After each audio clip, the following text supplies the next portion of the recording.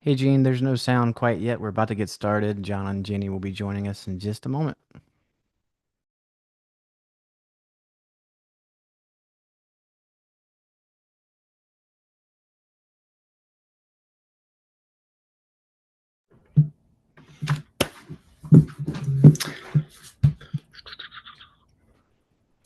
When he's asking.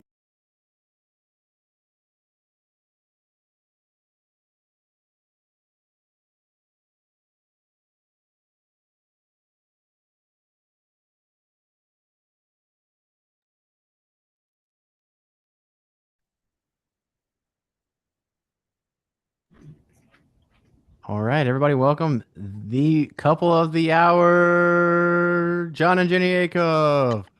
All right, all right. I just want to start by saying it's very funny to me that the photo they used for the background was me in a Costco sweatshirt. It even looks photoshopped because it's a black sweatshirt with like a maroon T-shirt under it.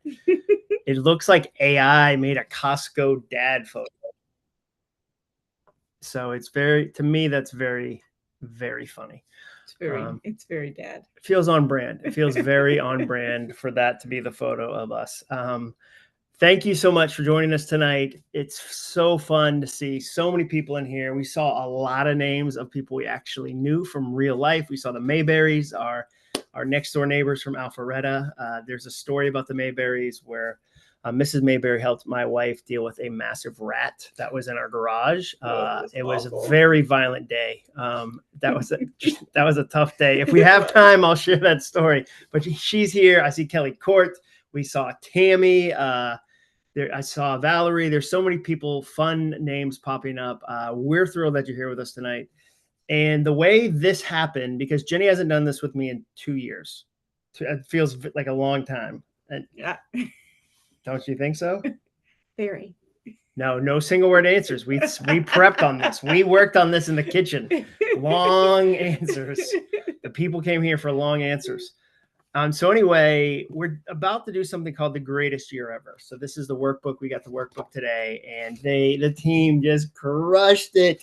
And it's signature color. Signature color. It's an 8-week course. It's beautiful. We start this Monday. There's a lot of folks in here that have already signed up. I mean, like, look at the days for you to check off. Oh, that is like your favorite thing. If you're a checkbox guy, or a checkbox girl, you're gonna love this. Did you just get them to make that for you?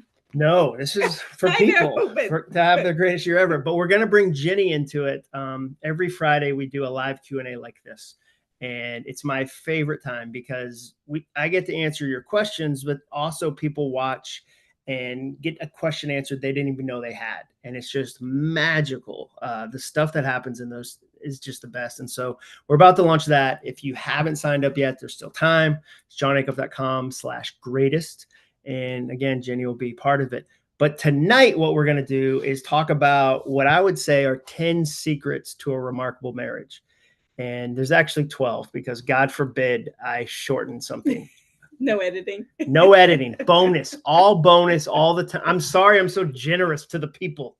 I have a lot of ideas, and these people are kind enough to go along with me on a lot of these ideas. So here's how we're going to do it. We're going to share these 12 secrets. And then we're going to spend probably 20 or 30 minutes at the end answering any questions you have. So if you have a question, feel free to raise your hand. And the last thing I would say is that keep your eye on the chat. We have a wildly encouraging, wildly smart group of folks who join in these things. And so often what will happen is Jenny and I will share an idea, and then somebody else will go, oh, well, here's how we did it. Here's how we, handled that situation. Or I'll recommend a book, and somebody will go, here's 3 other books. So keep an eye on the chat. We're just going to go through these one by one, and they're really soundtracks more than secrets. We use soundtracks in our marriage a lot. Mm-hmm. Would you say that that's fair? Oh, very fair. Okay. And we actually created a soundtracks card deck. We use them so often in our marriage and our parenting. We have a card deck that was really fun to create. And so, Jenny, I'm going to say the soundtrack, and then I want to hear you kind of your version of it. Okay. Because otherwise you're going to clam up. So I'm going to be quiet-ish. They hear from me constantly. I won't stop talking on the Instagram. So Jenny, first soundtrack that's helped us in our marriage and our parenting. So we've been married nearly 25 years.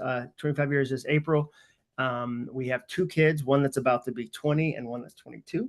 I know we're about to not have any teenagers. We're about to not have any teenagers. And adult children is a weird oxymoron. To say you're parents of 2 adult children, that doesn't make any sense to me. It feels like an oxymoron. Young adults, I guess. Young adults. I guess we're raising young adults. So the first soundtrack is It's Okay to Pause an Argument. Totally. So what does that mean to you? I think for us, sometimes we argue best in the morning. We are, yeah. So right, versus like at the end of the day, if we're tired and not coming to agreement, that maybe we should table that for coffee. Table that for coffee. There's a kind of misinterpreted Bible verse that this one starts from, where it says, "Don't let the sun go down in your anger." And some married couples interpret that as fight your way through the night because God forbid you go to sleep and reconnect in the morning. And we don't subscribe to that. No, it's because sometimes we're just hungry. Sometimes we're hungry. Sometimes it's just been a difficult day. And so we'll pause an argument. And not only that, but sometimes. Or something good too. It doesn't have to be an argument, or something that is taxing. We'll pick the time of day that's right to do the thing. Yeah. So one of the things we'll say is like, that's a coffee moment. Yeah. Mostly coffee. Mostly coffee. So what happens is when we were newly married, I would bring up something really serious and significant, like right at bedtime. Yeah. And then you would immediately turn over and go to sleep. Then I'd fall asleep because I'm amazing. I take it up with God. I'm a great sleeper. Like 10 seconds, you're asleep. Yeah. So I'd go, hey, I don't think those taxes are going to make sense. And then it's activated like every ounce of cortisol is shooting through your body. You don't sleep. I've offloaded some sort of serious situation and then I bounced. And that was so frustrating to you. So I think one of the things. So we're like, let's talk about that in the morning. Let's talk about that in the morning. Let's talk about it with coffee. And it's fun because some of these impact other areas of your life where now I've taken that principle to like how I protect my time in the day. Like one of my soundtracks is I don't give gold time. I don't give gold no, what is it? Let me see. I don't give gold time to bronze tasks. I don't give gold time to bronze tasks, meaning the early morning is my best writing time. So if somebody goes, hey, I want to have a coffee meeting with you and pick your brain, absolutely not. Like that's a gold hour for me. I don't want to give it to a bronze task. That's hard to say, gold and gold. Yeah, I didn't say gold. Gold. Oh, you mean the different words? If it sounds similar. That's probably why I stumbled. Right. Yeah. Second one, everything is always working out for us. That's something we say as a family, as a couple all the time. Yeah, just kind of as like it's not actually true, but it's helpful and kind. Helpful. Like we're going for that. We're looking for the thing that happened that was good. And part of that is like, and we do that from small things to big things. And a soundtrack's worked in your marriage and your parenting when your kids repeat it back to you.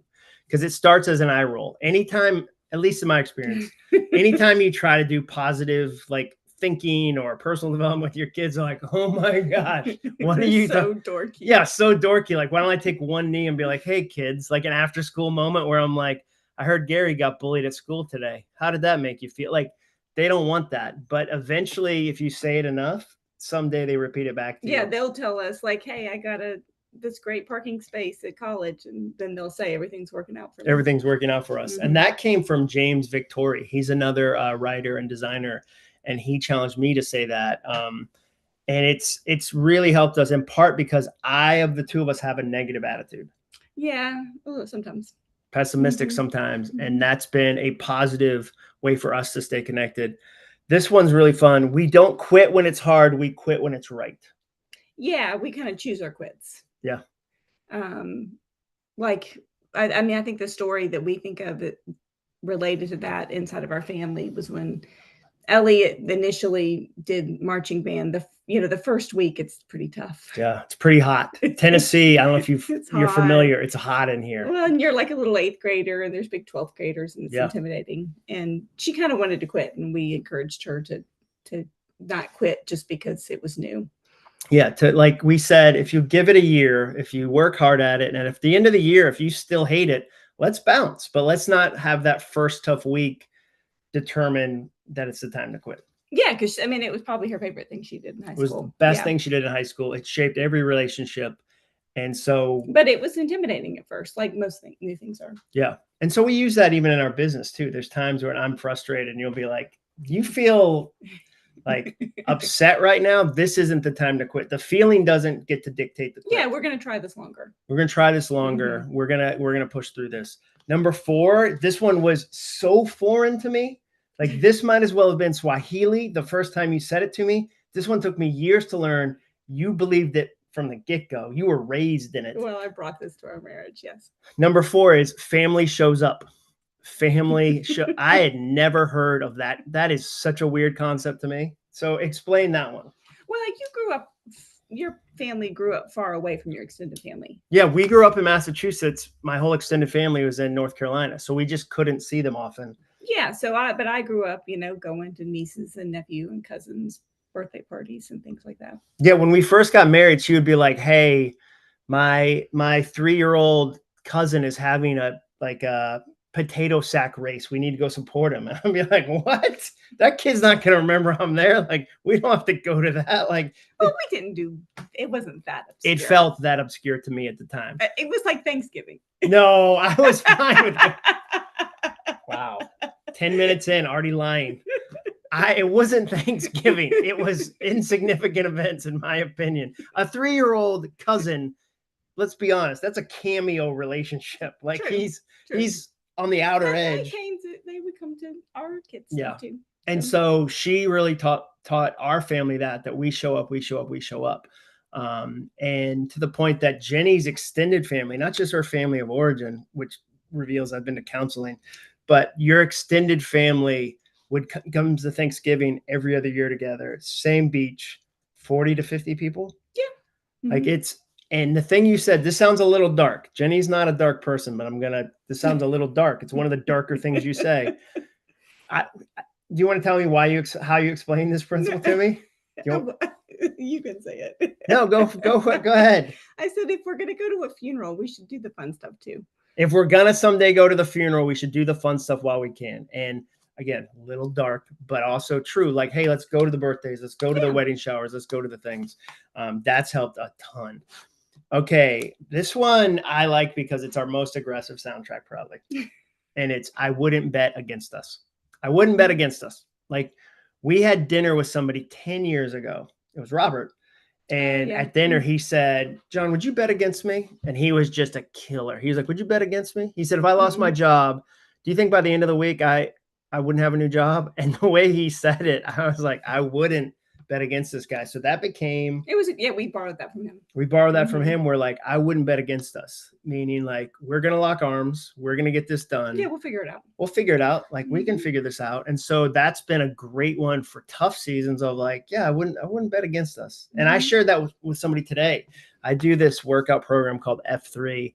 I already own a ruck. So by the way, I don't want to, oh, it's right here. It's already got weight in it. Oh, this is my official ruck that I wear around. It's like a boy backpack. And Jenny tried to get me to show up to the F3 like workout with a Jan Sport with like a dumbbell in it, or like a Land's End like student backpack, and I would have been made fun of. But I told somebody that one today. He was thinking about starting his own business, and I said, "Man, I think you could, and I wouldn't bet against you. Like, I know how you do what you do here in this workout area. I know you're going to crush it in your job too. I wouldn't bet against you." It's also a really nice soundtrack to say to somebody you believe in. Like, I wouldn't bet against you. Like, I'd never bet against you. That's a big one for us. Number 6. Oh, this one's a little embarrassing because of the example. Well, I mean, there's more than just yeah, but that's the first one I thought of. Play to your strengths. One of our marriage soundtracks is play to your strengths. Yeah, so you can do the talking. Yeah. And be funny. Yeah. Exactly. Like, I'm on stage, but the embarrassing one is, and I don't know if this makes me lose my man card, like if that's a thing we still do, or is that like, I don't know if the internet stopped doing that. I think the internet ended that. Yeah. So anyway, if we drive somewhere downtown Nashville for dinner and it's street parking and like, it's going to be a parallel parking situation, I have no shame. I will get out of the car and be like, "After you, Jenny, she's great at parking." And so like, we'll play to our strengths. I'm not Like, Yeah, that's not your skill it's set. not a skill. And you could explain it to me 1,000 times. And it's Gotten so much better now that we've got all the cameras and yeah, I've got that sky camera thing, but even with the sky camera, and you can do opposite side of street. No, I parking on the left is hard. But so even though we played our strengths and we will divide and conquer, there's other things that we're deliberate about doing together. And this one doesn't work for everybody, but it's been important to us. We decided pretty early on in our marriage, we are going to try to go to bed together. At the same time. Yeah. At the same time. Like, meaning not like I stay downstairs and watch an hour of TV, or I stay down 90 minutes and watch. But I mean, for some people that doesn't work. Some people it doesn't work, especially if you're on third shift work or anything like that. But for us, it's especially now that you have a phone. Like, if you wanted to watch TV, like you have a TV. It was just one of those things that we've tried to do fairly consistently, so that we're not on. But we are both pretty similar in our morning and evening sleep. I would go to bed earlier than you, though. Oh, I know, because you want to go to bed at like 7:30. Yeah, I would. Do you know how you can start the day faster in the morning? But then it would be 2 a.m. and we'd be awake. Yeah, great. 2 a.m. So we argue about that pretty regularly and I also don't like if you get up before me. I know, it's kind of a fun game. Because I feel like she's getting ahead. We're not competing. There's nothing we're competing on. But if I wake up and she's already downstairs and she's crushing it for 30 minutes while I've been sleeping, I'm like, oh, this is. Well, crushing it, getting coffee first. That feels like crushing it to me. Okay, this one is, if you're an animal lover, I just want to go ahead and apologize for this one. How about that for build up? Like, this next soundtrack, if you are pro animals, initially you're going to be like, why did I watch this tonight? But stay with us. This one's specific, and it's number 7, hit the squirrel. Hit the squirrel. What do we mean by that? Well, when we were teaching our girls to drive, it's one of those classic, like, hit the squirrel, don't swerve. Yeah.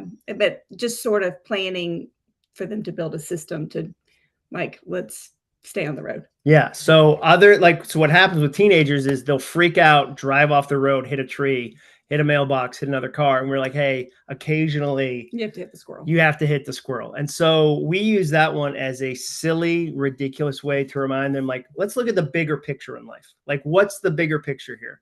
And I knew that one worked when one of our daughters, I won't say which one.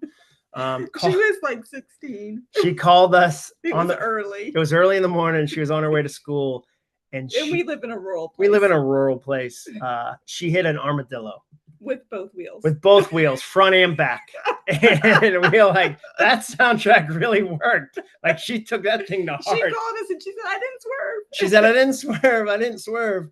But for us, like, we're always trying to find, like, specific ways to teach them big picture things. Yeah. Like, one of ours that we do with when we travel and go see friends is one of our soundtracks as a family is we don't show up hungry. We don't show up hungry, meaning if somebody's hosting us, unless they've been like, spend the night, you can have dinner. My wife makes, or my husband is an amazing griller. He's doing a green egg. Unless they've asked us to have dinner, we don't show up and go, hey, you know how we're sleeping here? Also, where is our meal? So we will stop like half an hour away and eat something. Or bring them dinner. Or bring them dinner. And show up hungry is a small soundtrack for a bigger principle of, think about other people. Be considerate about the people around you. Be grateful. Yeah, so that's one that we think about a lot. This might be my favorite one on the list. The best way to learn about a date is to play cards with them. So if you're not married right now and you're like, I'd like to get married, or if you have kids that are dating age, we always tell our kids, play games with games with people you're dating, because it reveals all. It reveals, number one, if they're dumb. Like, if you get somebody confused at Uno, you red flag. If they're like, wait, you can just reverse Uno? Get out. That is a dumb on your hands. Like, so number one.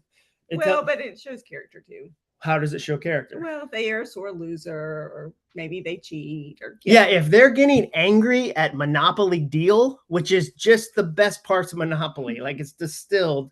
If they can't handle risk, like if they're overturning risk, you need to be like, oof, I don't want to raise kids with this lunatic. If they cheat at something that doesn't matter, this is crazy. They're going to cheat at stuff that does matter. And if they're grumpy, if they won't do that, like Well, it's just a good, like, it is the filter of all it filters. is. And we've seen this backfire on people. Yeah. This one actually came from a divorce situation. Yeah, and, like, and we had played games with that person. and we were like, oh no, like this was Jenny's gift / curse is you can see around 100 corners. Yeah, and that one was real obvious. Yeah, so Jenny's curse is she can see a slow train wreck as it inches across the country. And she was like, I don't think that's going to work. And I was like, what are you talking about? And then she unpacked the card theory, and I was like, yeah. And then 3 years later, so it was tough. It was tough. Yeah. This one we talk about constantly. Be brave enough to be bad at something new. Yep. What does that one mean to you? That it's like you shouldn't be good at the beginning. Yeah, you shouldn't be good at the beginning. Like it's okay if it's hard at the beginning. Well, it should be uncomfortable. Yeah. Like, I mean, that's not an indication that anything's wrong. Yeah, we use that one around perfectionism. Like how do you start something knowing it's going to be awkward? Like your first book hopefully isn't your best book. Like I don't want you to peak on your first book. Like I want you to get better every book. Your first business shouldn't be your best business. Like we had a friend who owns a clothing outlet, like 100 different stores. And she said, I'm so embarrassed at my first stores. Like my first stores, I'm so embarrassed. And I said, well, what's the alternative? My stores are so great when I started. They're terrible now. We've only gotten worse. And that kind of made me go, oh, you're right. I shouldn't be amazing. And it's great when you've got growth. Yeah. Yeah. And then you actually have, this is a honeymoon principle. This is a bit of a hot take. Oh. You guys waiting for a hot take? Let's go, Jenny. Oh, yeah. Like, I think that, but I mean, is this related to that, you think? Yes, you're bad at it. I think that you should separate your wedding from your honeymoon by a couple weeks or months. Yeah. Just because they get lost in the fun of the wedding, the probably the nicest trip you take in maybe your first decade of marriage gets lost in that. Yeah. I think you can go somewhere for the weekend, but the trip maybe should be separate from the wedding. Yeah. Like if I could go back, we didn't do that. And it would have been better if we had. If we had waited 6 months, because even 6 months or 6 weeks, it just enough time that, because the wedding is so fun. And then it's like another really fun thing mushed together on top of something else fun. And you're exhausted and you don't know how to travel well together. That's why this is related to me. Like we now know, like we travel really well together now. Yeah, but we were young. A lot of people date longer. We're more grown up. Jenny wanted to get married so fast. I was really kind of taking it slow, but this one, that's not how that happened at all.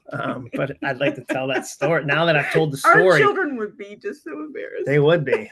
Let's clip it. Put that on social media. Once it's on social media, it's true. So funny. Oh, this one. Okay. This one is funny to me. And you say it fairly regularly.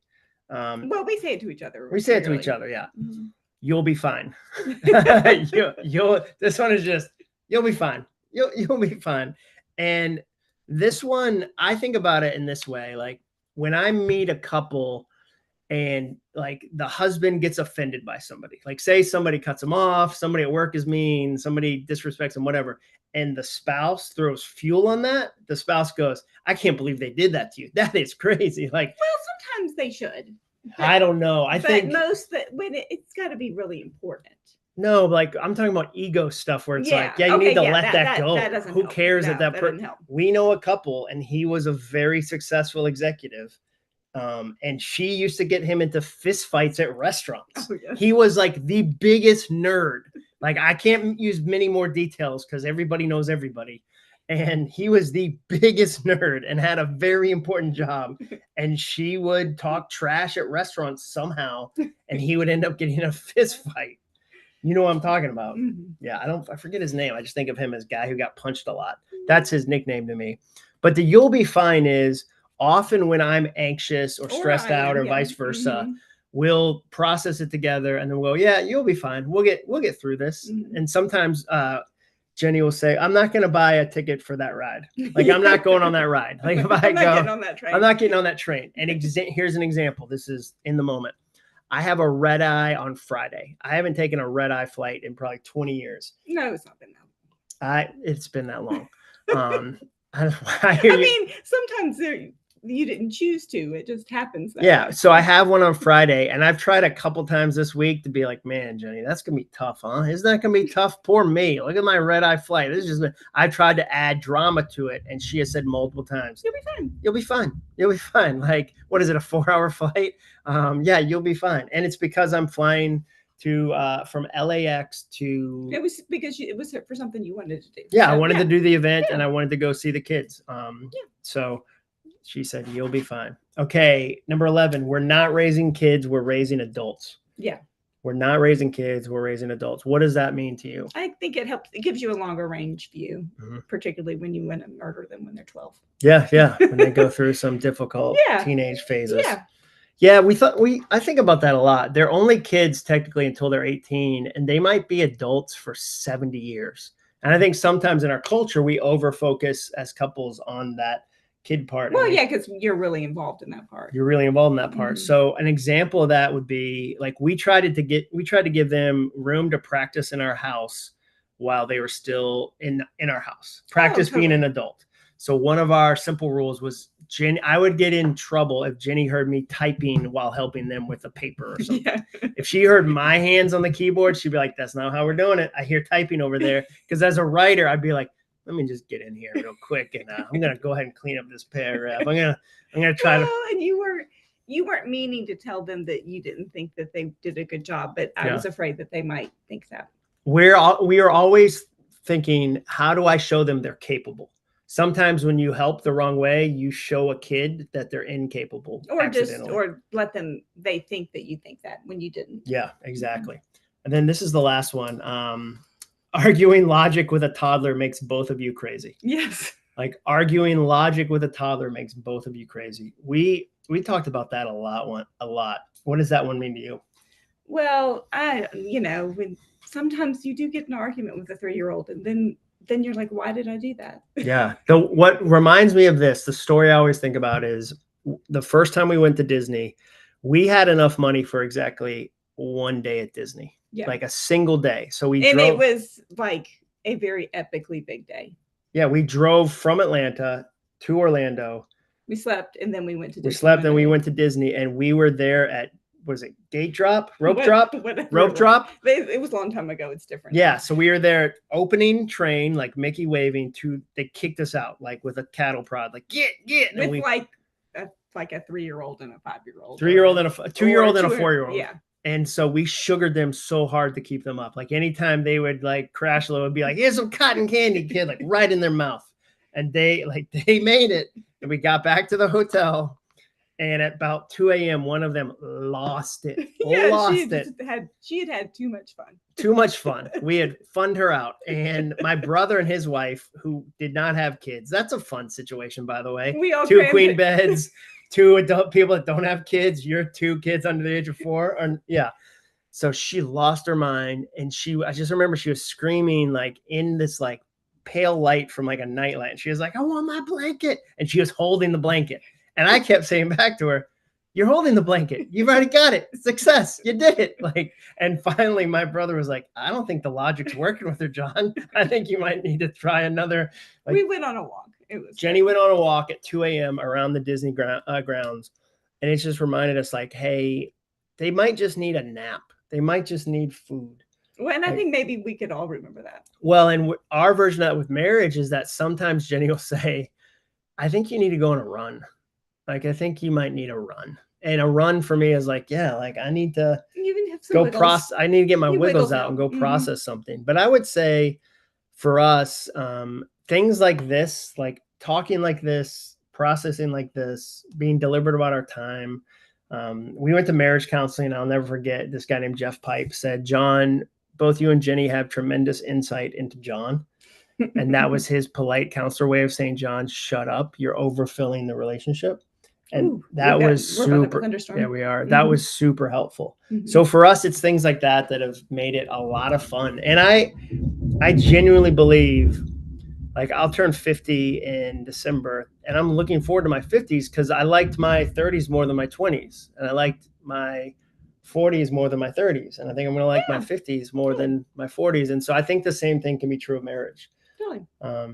So yeah, so that's that's why, and it's fun to be silly together. It's fun to have inside jokes. And so those are the things that have kept our marriage fun and interesting and back and forth. But now we've got time for a couple of questions. So here's how it's going to work. If you want to ask a question, just raise your hand on the little Zoom, and we will call on you. And if you'll, keep it to like 60 seconds or so we can answer as many as possible, that would be awesome. I already see a hand up. Erica Rose coming in. So Caleb, would you mind starting with Erica Rose? And Erica, if you tell us where you're watching from, and if you want to make up something like Iceland to make me feel better, that's fine too. If you're in Ohio, but you want to be like, I'm in Iceland, this is crazy, I'm watching you from a volcano, I'll accept that compliment. I really will. Okay, Erica Rose, how can we help you tonight? Let's unmute her. Let's get her on. There we go. All right, can we hear Erica? I think so. I was trying to find a cool place like Iceland, or something. Or yeah, I'm definitely in a volcano. If you can't tell. Thank goodness. Thank goodness. Great background. My hair is really done for this and all the things. So my question for you is like, I know the two of you are also very faith-based, and for someone who maybe has lost like hope and faith and like creating something like this, because I'm not 19 anymore. And so just really like, what do you suggest for someone like me who's basically had some not so great relationships, and I'm watching what you're creating and I'm like, oh my gosh, couple goals. I tagged you on a story on Instagram and I'm like, this is what I want. I want my person to like finish each other's sentences, support each other, and have these type of soundtracks. So whether it's a faith, like a prayer that you have, or maybe any additional practices that you put in to create this type of relationship, because this is where you are now, but what did you do so that you could show up like this for each other? And maybe that's a question for both of you. Okay. Great. I'll let you go first. I mean, it took a lot of work. Hey, Erica, Jenny has said, Jenny has said multiple times, if you die, I'm not getting remarried. I go, why? And she goes, I just got you here. I can't do another quarter century of raising the next one. No, it takes a lot of work, right? Yeah. Marriage is about scrubbing the hard parts off of each other. Yeah. Yeah. Yeah. And I would say that, we've talked a lot about the process of like, when you're single, it's me. Like I have a little me world. And then when you get married, it becomes we, and then you have kids, it becomes they. And so at every level, and we, yeah. Like, and at every level you're going, oh, that did get knocked off me by being in the context of this relationship. And there's a lot of sandpaper involved. Yeah. But I would say from your situation specifically, I love to pray for the boys my daughters will meet someday. Like, they don't exist right now. And so hopefully they exist. I hope they exist. I hope they're not marrying like a 0-year-old. Let's not get illegal. But I like to pray for those people and who they'll marry someday. Yeah, totally. And so like, I think that's a perfectly great prayer to be like, hey, I might not even know the person yet. Like, but there's, they're living their life right now, apart from you. And and we pray for them. Yeah. So we pray for them, and I'd encourage you the same way. Like, there's guys out there that are asking the same question. Like and then the other thing is that, like, for us with our friends who have gotten married later in life, a lot of it is like telling your friends you want that. Like, to not, like, I think the later you go, like, the more bold you get in good ways, where you go, I know these 3 people and I need them to know, hey, I'm looking. Erica is available for conversation. I do coffees. Just so we're clear, I do coffees. If you have somebody interesting, I do coffees. Like, and maybe, so she said she's doing that. So I think it's stuff like that. I love that question. Erica, thanks for being brave and going first. I really appreciate that. Kevin, you're up next. Hold on, he's muted. Let's say, I think he's giving us compliments. No, there we go. Real simple question. I put this in the chat. But we carried our kids to Disney when they were like 2 and 5. Had a great time, but my kids don't even remember it. I have all the photos, but it was more for me and their mother than it was for them. Great memories, but they don't even remember it. So my recommendation is, wait till they're a little bit older. Yeah, that's my recommendation. Don't make that soundtrack out of that. But I think that was funny. I agree. Yeah. That's all I want to say. Oh, thanks, Kevin. I agree with you. I think there's a fine line between where they still believe in the magic of the thing and they're old enough to remember it. And you're trying to thread that needle. Like you want them to lose their mind when they see Cinderella. And not go, yeah, I wonder how much she's making. I wonder, I wonder if she's a theater school dropout. Like what happened there? Like you want them to be excited, but at the same time, remember it. Okay. We'll go to Valerie and Dave. We've met Valerie and Dave at Remarkable Youth. They came to our live event, so you recommend them. You recognize them. Good to see you guys. Yep. Thank you. And we set it up so that we'd be together instead of separate. Oh, yeah. Instead of him in the background. Yeah. We are really married. Yeah. Congratulations. So, well, one, I'm going to take one of your soundtracks that you were talking about, and I'm going to start using. I'm not buying a ticket for that train because he loves trains. But this question is kind of along that same lines. I know, John, you haven't ever been diagnosed, but say that it's very obvious, the ADHD, neurodivergent, however the label is. Busy brain. Right, busy brain. So my question, Jenny, for you is, how have you navigated that aspect of the relationship, the parts that maybe are a little bit more challenging because of some of those features that John came with? Busy brain. It's heated seats in a car. Oh, it's a feature. It's a sunroof. Sunroof. Yeah. Yeah, the negative stuff, all of those kind of things. Like, so what are some of the tools that you used? Well, I would say that John knows the things that make him the best version of himself. And I think it's kind of my role to remind him to do those things. Get enough sleep, eat the right food, do the exercise, be in community, like, not be only by yourself. I just need to, my role is sometimes to be like, hey, like to go for a run. And it's not always just, it's just like, hey, you love to do this. And that helps manage who you are. And so, hey, you haven't done it in a couple of days. Do you need a reminder? Yeah. Or I'd say like, hey,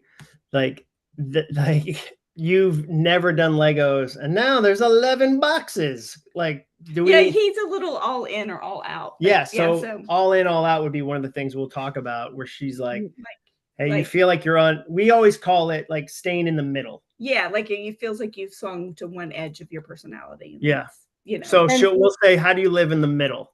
Yeah. Like, is there something going on? I'll ask those kinds of things. And John, you're receptive to the reminders. They don't irritate you? Oh yeah. I'm perfect as a husband, and I immediately go, thank you for this vitamin of wisdom you have given me. I can't wait to learn and grow from this. But sometimes you just have forgotten. Yeah, no, I would say, here's what I would say about our marriage. We should have said this earlier. One of my goals is to shorten the distance between when Jenny tells me something and when I believe it's true. And so an example of that would be our first year of marriage. Like if you're like, hey, I think this needs to be rewritten, I'd be like, what are you talking about? And I'd be kind of a grumpy, sullen young man for a week. And now you go, if I bring you a book and I go, here's the new chapters, and you read them and don't like them, I do get a little grumpy. I go upstairs by myself. I'm like, I'm a New York Times bestselling author. What does she know about prose? But I want it to be good. I know her real goal. I think a big part of marriage is reminding yourself of your spouse's real goal. Like, you want the best for me. You want the best for this marriage. We had somebody teach us, Al Andrews. Yeah. One of his soundtracks is to not lie for his wife. Meaning, say they have an argument in the morning. He said, I'd spend the whole day saying things she hadn't said. I was lying for her. So I'd have to come home at the end of the day and go, hey, I lied for you all day and said things you didn't say. I'm sorry about that. And so I try to not lie for you. Yeah, and vice versa. And vice versa. So yeah, that was a great question. Linda, and a man to be named later in a trade. Linda. All right, let's see. Yeah. There we go. Hey, there we are. And it's Leon. It's Leon. It's Leon and Linda. Yeah. Yes. And our question, because our youngest just turned 20 also. Oh, congratulations. How is your relationship changing with children becoming adult? John asked me a lot. What are we doing today? Oh, no, that's not our relationship. Well, so like, I'll tell you two answers. One, how's it changing with our kids? And two, how's it changing for us? So the first one is the first weekend we are quote unquote empty nesters. We did too many of our chores too quickly. We were back home at like 9:01 a.m. on a Saturday. We're like, you just want to stare at each other's faces for the next 16 hours? Like, we went to Costco, we got the gas, we picked up my dry cleaning, we went to Walmart, and we were home.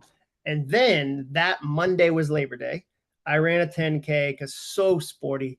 And we were home, showered. I'd already worked out. It was like 8:05 a.m. So I said, don't you have some returns at Walmart and Target you need to make? And she was like, yeah, let's go do them. So we're in line at Walmart. You okay? I know the story. We're in line at Walmart and she goes, hey, just so you know, I know what you're doing. I was like, what? She goes, you're taking my jobs. I was going to do this on Tuesday, but because you can't sit still for half a second, you're now coming with me to return things at Walmart. You haven't done that in 25 years of marriage. I'm going to make you entertain me tomorrow. If I'm taking you on my, and so we left, we got out of line. I was like, you're right. Let's go. We went home. So we're learning it's a new rhythm. Yeah. It's just different. Yeah.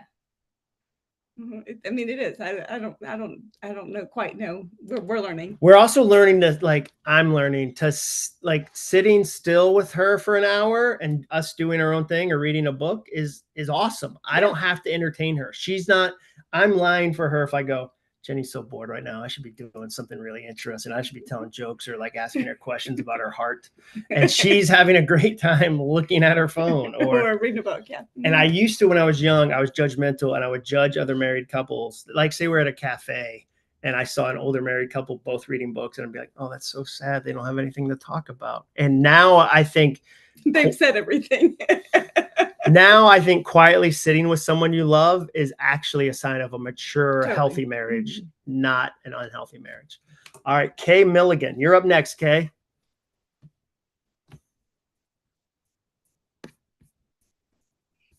Hi, guys. So good to see you. It's been a while. So I'm in North Andover, Massachusetts. Yeah. So good to see you guys. So I'd love to know how you guys handle or avoid resentment in your relationship. Oh yeah. And not hanging on to those things and kind of, sitting on it forever. Well, I think for me, keeping score is always a bad place to go. Mm-hmm. I mean, and just in little stuff, right? Like, oh, I unloaded the dishwasher. He never unloads the dishwasher. Mm-hmm. Just little stuff like that you can't keep score. Yeah, we work on not keeping score. The other thing we work on letting go of, Kay, is there's been times where Jenny has said something one time and I've acted like now it's a law. And so an example of that would be when we first moved here, I was gone 7 of the first 8 weekends because I had a new job. And we didn't know anyone. And we didn't know anybody. So Jenny is home alone, doesn't know anybody. She's got a 5-year-old and a 3-year-old. It's it's winter. I'm Googling where the grocery store is. So she said, hey, I don't want you traveling that much. And then for the next 10 years, I would be like, remember, you don't want me traveling a lot. And that was me holding on to a thing she said one time in a specific season as if she had made a law. And I had to let go of that and go, oh, you're right. You haven't said that in a decade. No. And that's not fair to you for me to go, this is now. Well, because you were gone all the time, not just some of the time. Yeah. And so I think I've had to work on letting go of that or going, even with money and business, growing our business, there was a time where we're pretty strapped. And so we had to be careful. And so 10 years later, I've had you say to me, hey, remember, we're not those young kids. We're not 25 anymore. We're not 25 anymore. We can invest in this business thing. You've said to me multiple times, don't play it safe and blame it on me. Yeah. I am not telling you to play it safe. I don't want you to do something dumb, obviously, but John, I believe in your business. I believe in your team. Let's go for it. Let's go all in. And I need to hear that because it breaks up an old thing I'm holding on to. An old soundtrack. That's no longer true. Jonathan, great name, first of all, buddy. Proud of your name. Spelled the correct way. Spelled the correct way. Got it going on, Jonathan. How did I get in line? I thought it was past a few people. You guys are awesome. Can you hear me? Oh, yeah. Perfect. Okay.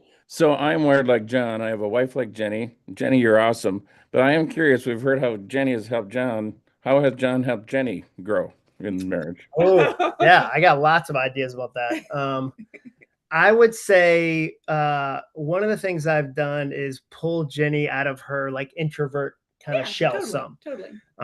We I'm currently right here. look where she is. She's doing this. So I think that's been a big part of it.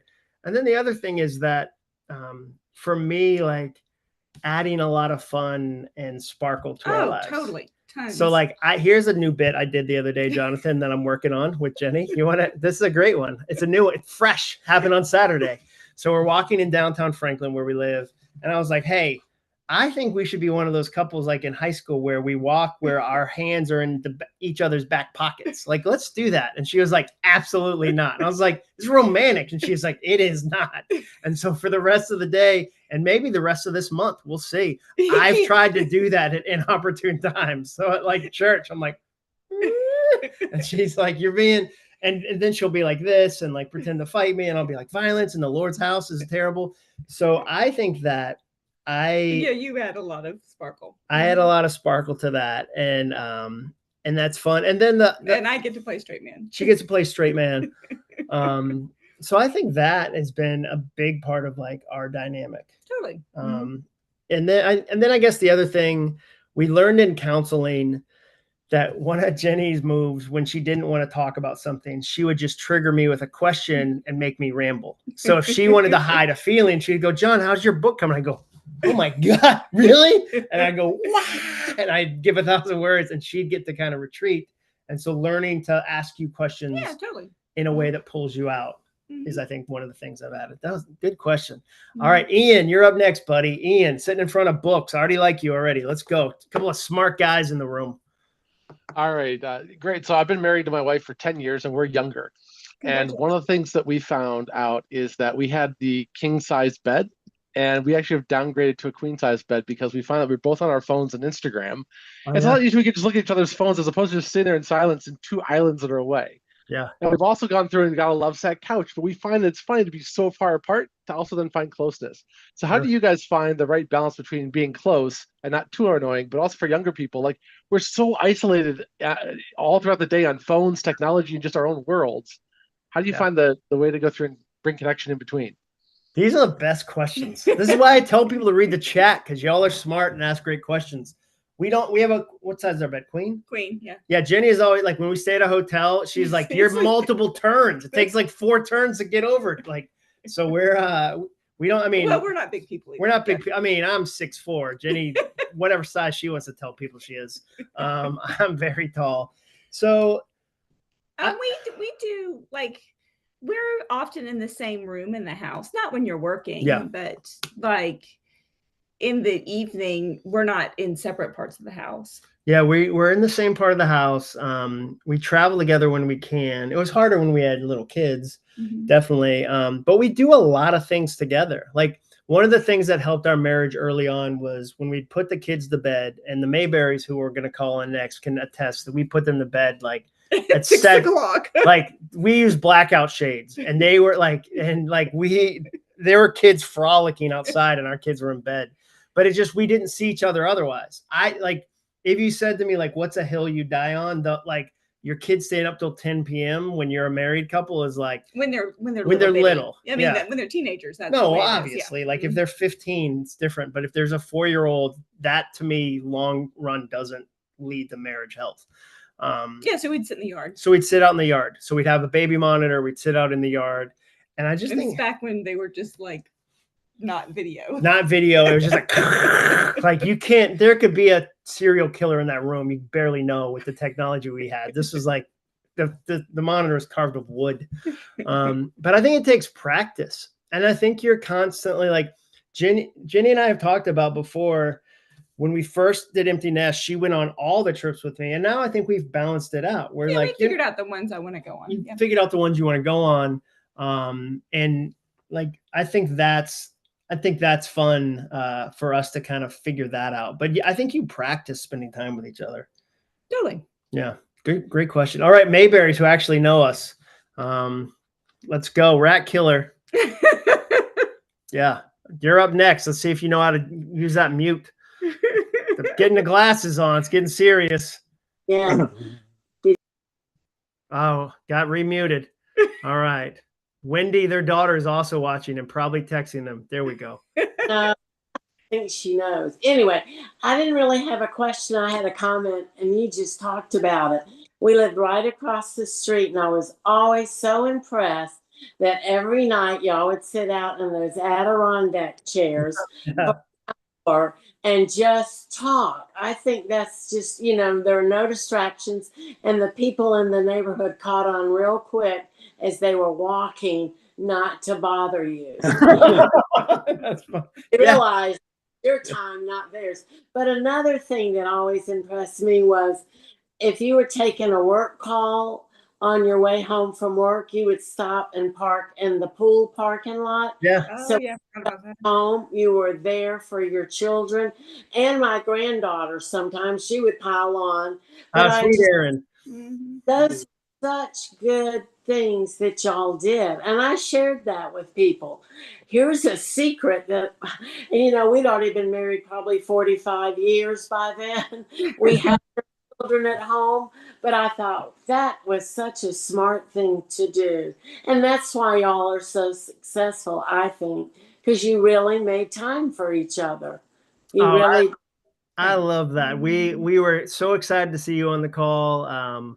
Yeah, they lived probably 2 houses away from us, and they were our bonus grandparents. And she did kill a rat for me. And so here's the story. I'll give the story quickly. This is, again, a story where an animal dies, so it's been dark tonight.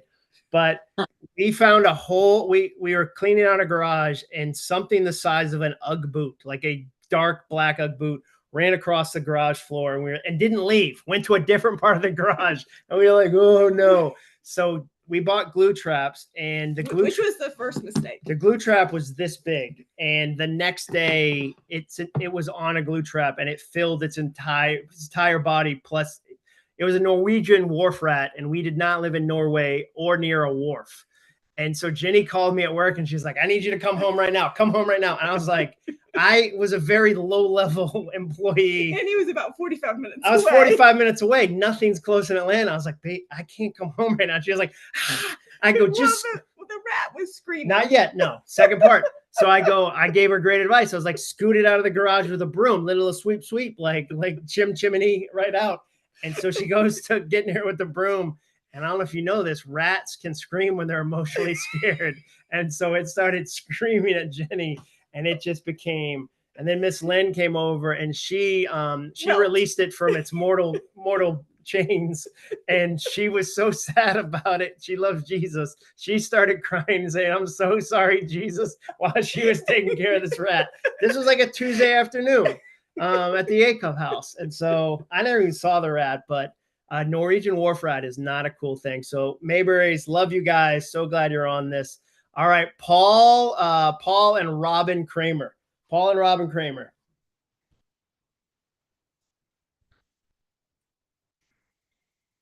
There we go. Let's get them. There we go.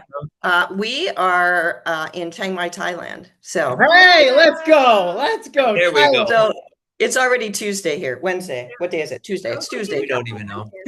Anyway. Okay. Here's our question. How do you prioritize your relationship and time together when life is full, crazy full? Yeah.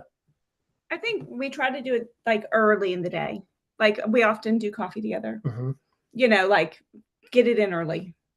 And I think that's kind of how we do it, don't you think? Yeah, I think early, like we also talk about the week. So we'll say like, "Hey, what's your week look like?" And we'll find connection points. And so and then we'll do the boring stuff together. So like if I'm going to pick up my dry cleaning, Jenny's like, "I'll ride with you." Like, so we try to add each other to things that are just kind of boring. And so, but I do think talking about it's a big part of like, well, what's your week look like? Where are you headed? Like, where can we, where can we do it together? Where can we connect with that? I would say we've had friends have great success with like the staycation thing where like they would get a babysitter and go spend the night in a hotel in their own town. We never really did that. But you travel because he travels a lot. We'd rather be at our house. Yeah, I'd rather be at our house.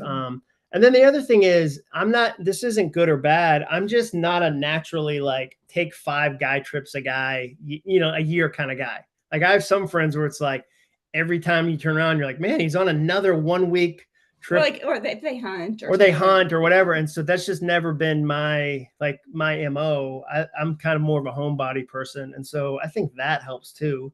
And we've talked about like life consuming hobbies and being deliberate not to have them. So an example, like a marriage compromise is Jenny was like, I'm cool with you running half marathons, but not full marathons. Cause I know how compulsive you are and you'll be in the woods doing 100-mile ultra next. Like I know where you'll go. It takes too much time. Takes too much time. So like 4 hour, 6 hour, and the best cartoon I ever saw about golf. And if you play golf, don't hear this as an insult. I just thought it was a really astute comment.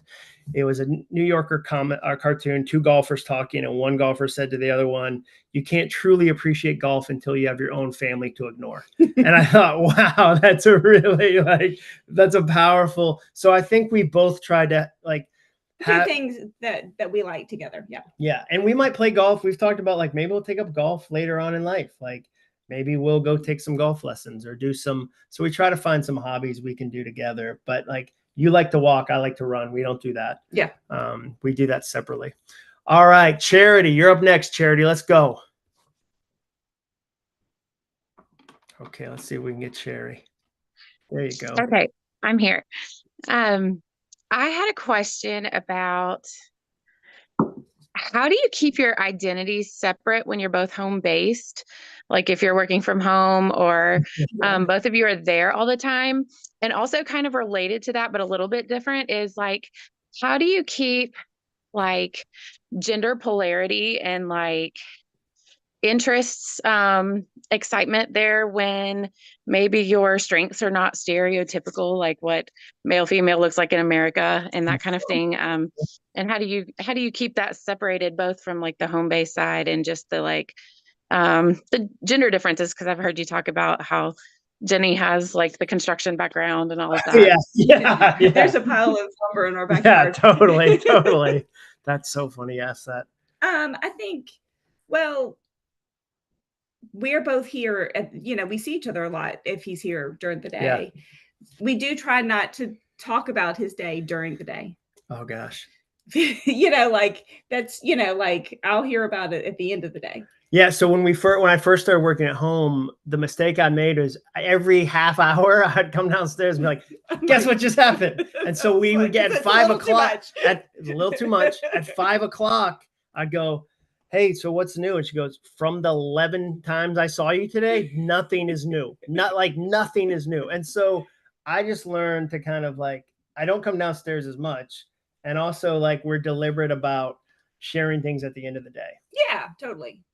And then, I mean, I don't know, you kind of work out your roles. I mean, I think every marriage is a little bit different. Yeah. I think some of the gender stuff, I just, I know I'm not interested in getting good at construction management. Jenny has her master's from Georgia Tech in construction management. So it would be only my ego if I was like, I got to talk to this guy about the porch he's doing. Like, and I wouldn't know what to say. And I would eventually have to be like, okay, Jenny, he said something about like lumber, like that would. And so it would only be insecurity. I mean, here's another one. Like now I might change this one. We're debating it. I might get into grilling, but Jenny grills. And that's a very that's only because you weren't home. You were commuting when I was commuting when I learned how to grill in Atlanta. She was grilling while I was on 400. Yeah.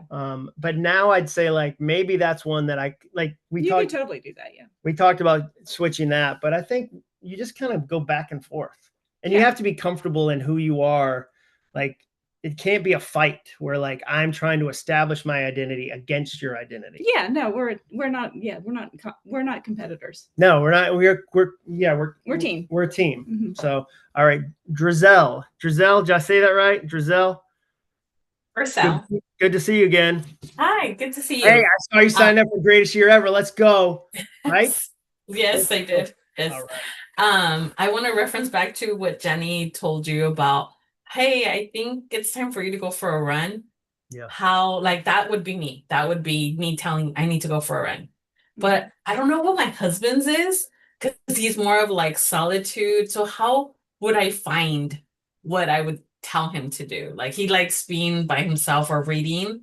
So I don't know if maybe even that alone, but like that like struck a chord with me, Jenny, when you told him that. So I wish I can tell him, you need to run. Like what can I say to him to like, get the wiggles out. It was a perfect saying that you said, like, get the wiggles out. You need to go for a run. I'm just thinking, how can I find what to tell him? Or what would be his thing? Yeah. So he's an introvert. Yeah. Yeah. So like maybe it's just like, hey, do you need a little bit of space? Like, do you need a little bit of just by yourself, like time?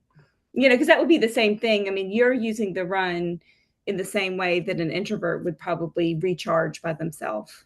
Yeah, I'm by myself. Yeah. I mean, like John, that like running is an exercise form of introversion that helps you. Yeah. And the thing I would say is that I think a really healthy thing you can do is see it coming and suggest it. Meaning if you've got a weekend where he's got to be extroverted, like your parents come to town and you've got a party and there's got to like a work where can we find some time for you to do what would be recharging to you? Yeah. And that's where I think you can go, oh, he's frayed right now. He doesn't even know it. It's kind of like when you're so tired you can't fall asleep. It's like he doesn't even know how frayed he is. I need to say like, hey, I think you want to recharge. Like, why don't you go to a movie by yourself? Or maybe it's just that you have a couple things that if your life is busy, are things that he enjoys doing that are helpful. Like, like sometimes I go to the grocery store when there's a lot of people at our house. Myself. Yeah. And that's, and if I go, hey, I'll come with you. You want us all with you? You're like, ooh. Like, no, I just need to go get some milk. I just need to get some milk by myself. It's going to be me and the milk. So great question. We'll do two more, Donna and Jeff, and then we'll wrap it. Donna, you're up next. Jeff, you're the mic drop moment. Big question. Get ready, buddy. But Donna, you're up next. Oh, you got it. You got it. Oops. Okay. Well, first of all, you guys are so cute together. I'm really enjoying your soundtracks and whatnot. I'm down the Florida Keys. My husband and I have been married 32 years. And yes, thank you. And we are very close. We do lots of things together. Like you said, we turn the TV off. We go to sleep at the same time. We get up. He makes coffee for me. Thank you very much. And so anyway, we start our day that way. But the one thing that is, because we're so close, even though, I work at home and in real estate, so on and so forth, he's not fond of me going like to real estate conventions, like just going away. I mean, I would never even want to go on a girls' weekend. And I know some girls think I'm crazy. I'm like, no, because when I'm not working, I do want to be with him. So what's wonderful when it comes to going away like that, I don't know how it's not about trust. It's more like, why do you need to do that? There's always a question. Do you really need to do that and go away and all that? So just kind of curious how to maybe what you suggest. Could he come with you? Could he? Sometimes he could. Yeah. Probably be bored, but. Yeah. But I mean, maybe that's, like a nice hotel room, by yourself. It's not bad either. True. I sit in a lot of hotel rooms. Yeah. Yeah. I mean, true.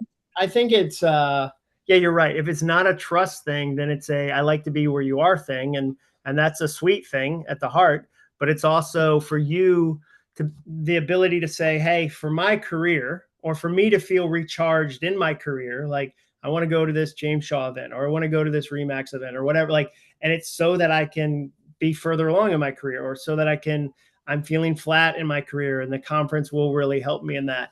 I think sometimes if you can explain it that way, and there is the idea of like, you're more than welcome to come, but like, I'm going to be on, like, it won't be like being at home, because I'm going to be on that floor with people from 8 to 5. And I'm going to be trying to make connections. And that's why I want to do it.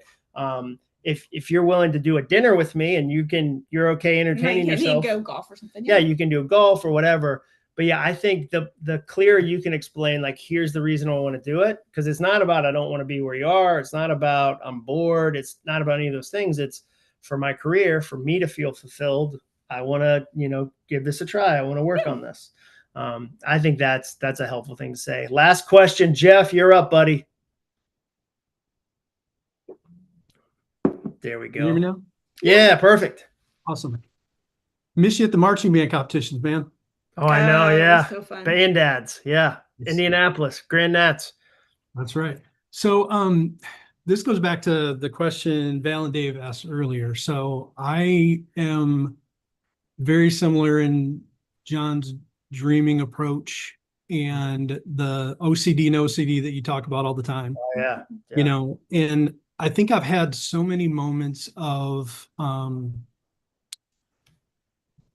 feeling completion in those things and not getting to the not spending the time in the things where you're spending money or you're spending time doing things. And so how has that something before he was able to get the goals thing down and get that consistency for himself, how did you navigate that in the relationship?